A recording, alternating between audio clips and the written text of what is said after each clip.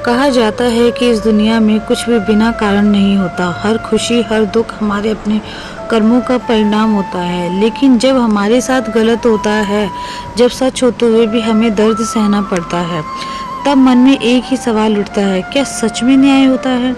ऐसे ही एक समय में जब एक बेगुनाह इंसान अन्याय का शिकार बनता है और दुनिया उसकी आवाज़ नहीं सुनती, तब कहीं ना कहीं अदृश्य रूप में श्री कृष्ण की लीला शुरू होती है। वे हमें सिखाते हैं कि कर्मों का हिसाब तुरंत नहीं होता, लेकिन बिल्कुल सही समय पर जरूर होता है। यह कहानी सिर्फ एक इंसान के दर्द की नहीं, बल्कि उस विश्वास की है जो हर मुश्किल के बाद भी जिंदा रहता है, और उस न्याय की जो देर से आता है पर आता तो है, सब कुछ बदल जाता है। राधे राधे दोस्तों, मेरे YouTube चैनल जीवन की सीख में आपका स्वागत है। द्वारका के पास एक छोटा सा गांव था। वहाँ एक विधवा औरत रहती थी, गौरी। उसका एक छोटा सा बेटा चिराग। गौरी बहुत मेहनत करती, लेकिन किस्मत हमेशा उसका साथ नहीं देती। गांव का एक अमीर आदमी धनराज उसे अक्सर तंग करता था। धनराज के पास पैसा, ताकत और लोग थे, और गौरी के पास सिर्फ सच और उसका बेटा। अन्याय की शुरुआत हुई। एक दिन धनराज ने झूठा इल्जाम लगाया कि गौरी ने उसके घर से गहने चुराए हैं। गांव वाले भी पैसे के सामने झुक गए। किसी ने सच जानने की कोशिश नहीं की। गौरी रोती रही, चिल्लाती रही, मैंने कुछ नहीं किया। लेकिन उसकी आवाज़ किसी ने नहीं सुनी। उसे गांव से निकाल दिया गया। उस रात उसने आसमान की तरफ देखा और कहा, अगर सच में भगवान है तो मुझे न्याय चाहिए। उसी रात एक साधारण व्यक्ति के रूप में श्री कृष्ण आए। उन्होंने गौरी से कहा, क्या तुम सच में न्याय चाहती हो, चाहे देर से ही क्यों ना मिले? गौरी ने बिना सोचे कहा, हाँ। कृष्ण मुस्कुराए, तो फिर अपने कर्म पर विश्वास रखो, समय तुम्हारा जवाब देगा। साल बीत गए। गौरी और उसका बेटा एक दूसरे गांव में मेहनत करके जीने लगे। चिराग बड़ा होकर एक ईमानदार और समझदार युवक बन गया। धनराज और भी अमीर हो गया। लोग उसे सम्मान देने लगे और वह सोचने लगा, देखा मैंने गलत किया, फिर भी मुझे कुछ नहीं हुआ।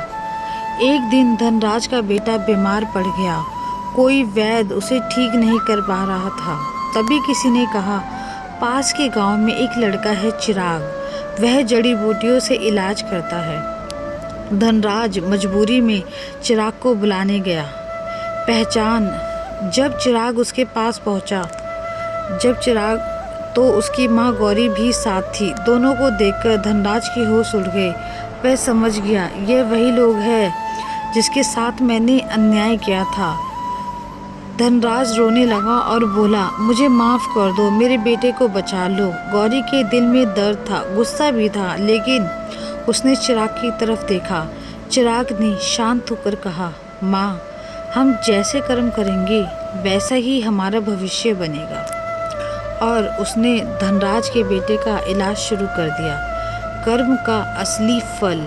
कुछ दिनों में धनराज का बेटा ठीक हो गया। धनराज जमीन पर गिर गया। मैंने तुम्हारे साथ इतना बुरा किया और तुमने मेरे बेटे की जान बचा ली। तभी वहाँ श्री कृष्ण प्रकट हुए। उन्होंने कहा, धनराज, तुम सोचते थे कि तुम्हें सज़ा नहीं मिली, लेकिन सबसे बड़ी सज़ा यही थी कि तुम्हें अपने कर्मों का सामना करना पड़ा और उस इंसान के सामने झुकना पड़ा जिसे तुमने सबसे ज़्यादा दर्द दिया था। कृष्ण ने गौरी और चिराग की तरफ देखा। तुमने बदला नहीं लिया, तुमने अपने कर्म का न्याय किया, और यही सबसे बड़ी जीत है। बुराई का जवाब बुराई से देना आसान है, लेकिन अच्छाई से जवाब देना ही असली ताकत है। कर्म तुरंत फल नहीं देते, लेकिन जब देते हैं तो इंसान बदल जाता है। न्याय देर से ही सही, लेकिन होता ज़रूर है। जब भी तुम्हें लगे कि दुनिया में न्याय नहीं है, तो बस इतना याद रखना, श्री कृष्ण कभी जल्दी नहीं करते, लेकिन जब करते हैं तो बिल्कुल सही करते हैं। राधे राधे दोस्तों, मेरे YouTube चैनल जीवन की सीख में आपका स्वागत है। अगर आप लोग नए हैं तो प्लीज़ मेरे YouTube चैनल को लाइक, शेयर, सब्सक्राइब जरूर करके जाना। धन्यवाद।